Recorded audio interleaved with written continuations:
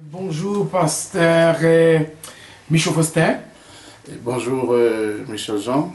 Bon, aujourd'hui, après le pasteur Johannes Saint-Fort, après Sauveur Jean-Baptiste, après Jean-David Pierre-Louis, c'est votre tour maintenant de parler. Déjà, vous faites partie de notre association, notre organisation, le Montréal africain et la radio Bouquet évangélique, dont vous êtes l'animateur de l'émission.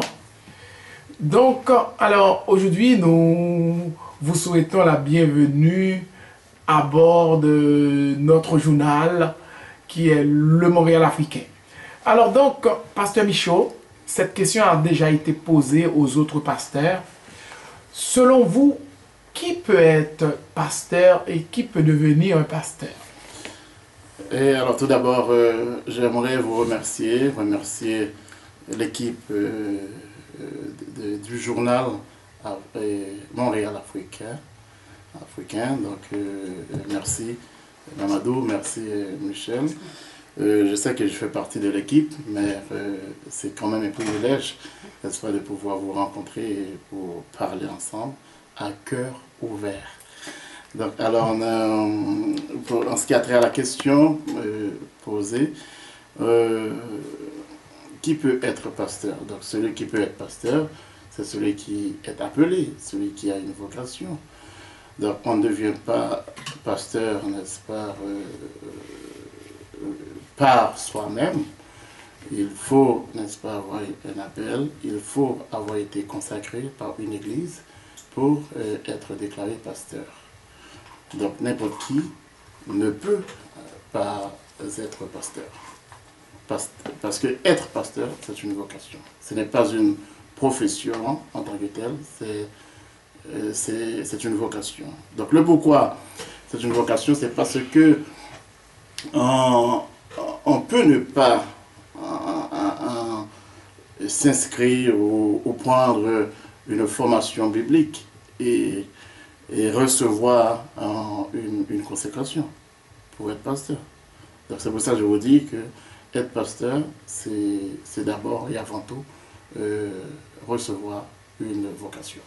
Alors si je veux parler pour vous-même qui êtes en face de nous, comment vous êtes devenu pasteur, vous-même? Moi, je suis devenu pasteur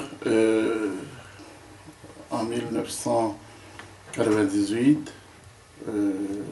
J'étais déjà, bien sûr, au séminaire. Ça faisait déjà 1 an que je suivais un programme de formation biblique. Et puis, j'ai travaillé à côté de notre pasteur à Montréal. Et cette église, n'est-ce pas, qui se nomme l'église, qui s'appelle l'église Betsaïda, j'ai travaillé à côté des pasteurs titulaires de cette église et tout à coup le pasteur a jugé bon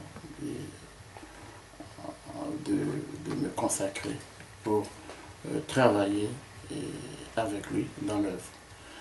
Donc je sais que j'avais déjà l'appel,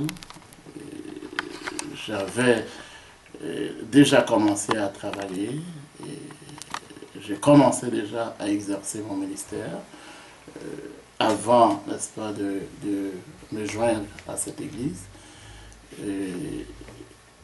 Et mon appel, je le sentais déjà depuis mon jeune âge, lorsque j'avais 16 ans en Haïti.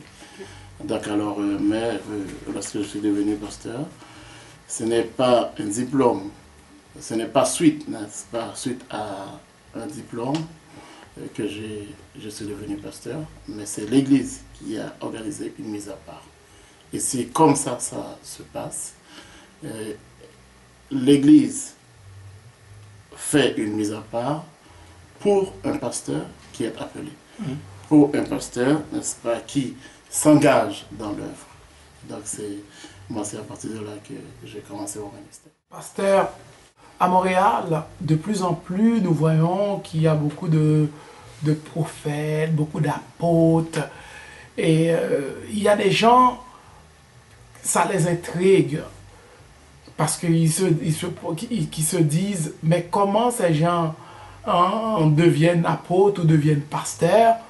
Et pour les faux prophètes ou les faux apôtres, les gens demandent comment est-ce qu'on doit faire pour freiner cette situation qui part à une vitesse vertigineuse, ça pousse comme des champignons, puis ces gens ont la parole facile, demandent l'argent. Comment, selon vous, est-ce qu'on peut faire pour freiner cette affaire? Bon, en fait, c'est une très belle question, Michel.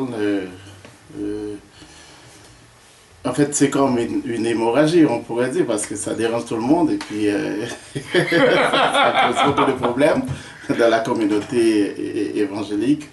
Mais la question, comment freiner, c'est un peu difficile. C'est sûr que pendant ces derniers temps, on a assisté vraiment à cette croissance vertigineuse, si vous voulez, des gens, n'est-ce pas, qui s'autoproclament apôtres ou pasteurs ou évangélistes, j'en passe. Mais vous savez, tout d'abord, le titre d'apôtre, ça n'existe pas aujourd'hui avec un A majuscule. On n'est plus au temps apostolique, n'est-ce pas? Dans le temps apostolique, les apôtres étaient constitués d'un nombre restreint. Donc, tout d'abord, Jésus a choisi 12 apôtres. Alors, par la suite, il y a eu d'autres apôtres, bien sûr. Donc, Paul parle des super apôtres, n'est-ce pas, pour utiliser, n'est-ce pas, un langage ironique. Mais, vous savez, l'apôtre Paul, lui, il a dit, je suis le moindre des apôtres. Donc, apôtre, n'est-ce pas, dans le vrai sens du terme, ça n'existe pas aujourd'hui. Quelqu'un peut être envoyé en mission. Il est apôtre avec un A majuscule, minuscule, parce que le mot apôtre veut dire envoyer.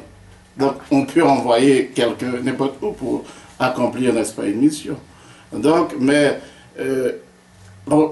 exercer une fonction d'apôtre, n'est-ce pas, au même titre, n'est-ce pas, qu'un pasteur, ou qu'un évêque, n'est-ce pas, ce titre, cette fonction n'existe pas aujourd'hui avec un A majuscule. Donc, peut-être quelqu'un se donne le titre d'apôtre pour se placer, n'est-ce pas, au niveau plus haut, n'est-ce pas, de pasteur. On ne sait pas. Peut-être ils le font, n'est-ce pas, avec cette prétention. Mais comment freiner, n'est-ce pas, cette hémorragie? Je n'ai pas le remède. Je n'ai pas, la solution, mais tout simplement, je veux dire, n'est-ce pas, que légiférer, cela ne revient pas à moi.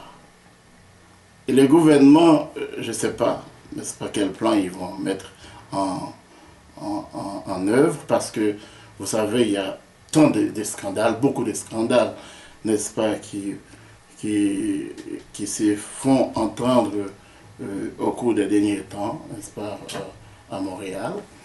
Je crois que le gouvernement prend note de tout cela. Mais en freiner une telle chose, cela revient à Dieu, parce que ceux qui font ce genre de choses, ils vont quand même recevoir le monnaie de la pièce. Bon. Vous comprenez? Donc, s'ils font mal leur travail, leur boulot, n'est-ce pas, ils vont récolter quand même. Pasteur, les pauvres dames qui sont vulnérables, les pauvres femmes, et on sait qu'en arrière tout ça, il y a l'argent. Est-ce que vous, en qualité d'homme de Dieu, ou un pasteur sérieux, ou quelques autres pasteurs sérieux, ne devraient pas prendre leurs responsabilités, ou de dénoncer, ou de dire il y a peut-être là vraiment la fraude en arrière tout ça?